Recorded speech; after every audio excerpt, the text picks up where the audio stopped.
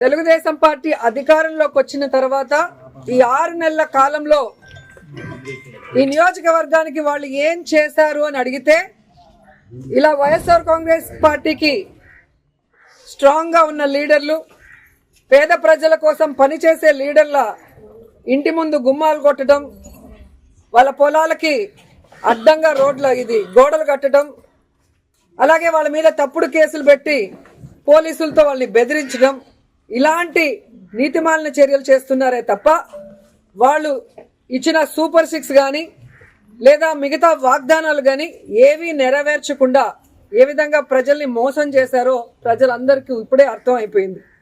కానీ దురదృష్టం ఏంటంటే ఈ పంచాయతీలో తాగే నీళ్ల దగ్గర నుంచి ప్రజలకి అన్ని అందుబాటులోకి తీసుకొచ్చే సచివాలయం, ఆర్బీకే సెంటర్ అన్నీ కూడా ఇక్కడ లీడర్లు వాళ్ళ ల్యాండ్ ఇచ్చి కట్టించి ప్రజలకు అన్ని అందుబాటులోకి తీసుకొచ్చారు. కానీ తెలుగుదేశం గతంలో 14 సంవత్సరాలు అధికారంలో ఉన్న చంద్రబాబు నాయుడు అప్పుడు ఏం చేయలేదు, ఇప్పుడు అధికారంలోకి వచ్చాక ఇప్పుడు కూడా ఏం చేయకుండా వాళ్ళు ఫెయిల్యూర్ అయిన విషయాన్ని కప్పిపుచ్చుకోవడానికి ఈ విధంగా కొంతమందిని టార్గెట్ చేసి వైఎస్ఆర్ కాంగ్రెస్ పార్టీ లీడర్ని వేధించడం, భయభ్రాంతులు చేయాలన్న ఆలోచనతో ముందుకు వెళ్తున్నారు.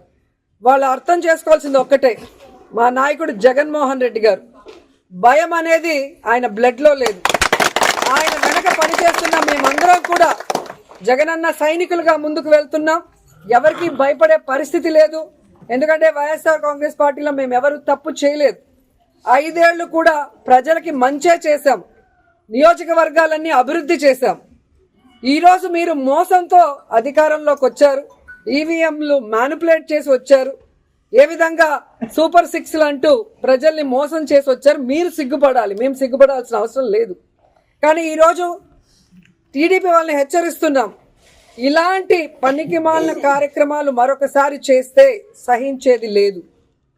అధికారంలోకి వచ్చారు, హనీమూన్ పీరియడ్ కదా, 1 ఇయర్ మాకు ఇవ్వండి అంటారనే సైలెంట్గా ఉన్నాం. కానీ రోజు రోజుకి నీతిమాలిన రాజకీయాలు మీరు ఎక్కువ చేస్తున్నారు కాబట్టి ఇక సహించేది లేదు. మేము మా వాళ్ళకి ఎవరికి ప్రాబ్లం చేసినా కూడా ఒక యూనిటీగా మిమ్మల్ని ఎదుర్కొంటామని కూడా ఈ సందర్భంగా తెలియజేసుకుంటున్నాం. ఎందుకంటే గ్రామాల్లో తెలుగుదేశం పార్టీ నాయకులకి ప్రజల్లో గౌరవం లేదు, అభిమానం లేదు కాబట్టే ఈరోజు సీఎల్ని, ఎంఆర్ఓల్ని, ఎంపీడీఓల్ని బెదిరించుకొని వాళ్ళని పంపించి ఇలాంటి నీతిమాలిన చర్యలు చేస్తున్నారు. అసలు ఎంత సిగ్గుచేటంటే మున్సిపాలిటీల్లో రోడ్ల మీదకి వచ్చేస్తుంటే వాటిని ఎవరు కొట్టరు.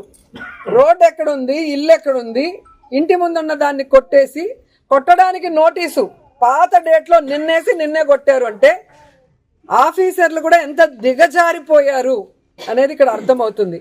సో ఆఫీసర్లను కూడా హెచ్చరిస్తున్నా, ఇదే విధంగా కనుక మీరు తెలుగుదేశం పార్టీ చెప్పింది ప్రెషర్ అని చెప్పి పనికి మాలిన పనులు చేస్తే మీ మీద హరాస్మెంట్ కేసులు, ప్రైవేట్ కేసులు వేస్తాము.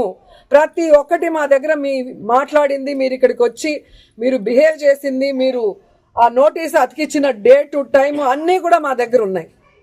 సో ఈ ఊర్లో ఎవరికి ఏం ఇబ్బంది లేకుండా ఒక్క లీలారాం గణపతి శెట్టి ఇంటినే ఎందుకు కొట్టారో కోర్టులో మీరు చెప్పాల్సిన బాధ్యత ఉంది.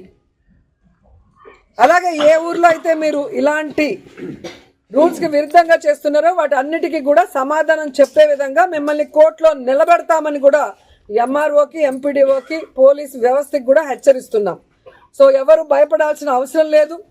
వైఎస్ఆర్ కాంగ్రెస్ పార్టీ లీడర్స్ కి, కార్యకర్తలకి జగనన్న, మన జిల్లా అధ్యక్షుడు కరుణాకర్ రెడ్డి గారు, నియోజకవర్గం నుంచి నేను ఎప్పుడూ అందుబాటులో ఉంటాం. మీకోసం ఫైట్ చేయడానికి, ఎవరితో అయినా ఫైట్ చేయడానికి, ఎంత దూరం ఫైట్ చేయడానికన్నా కూడా మేము రెడీగా ఉన్నాం. మిమ్మల్ని కాపాడుకోవడానికి మేము ఎప్పుడు మీ వెన్నంటి ఉంటామని కూడా తెలియజేసుకుంటున్నాం.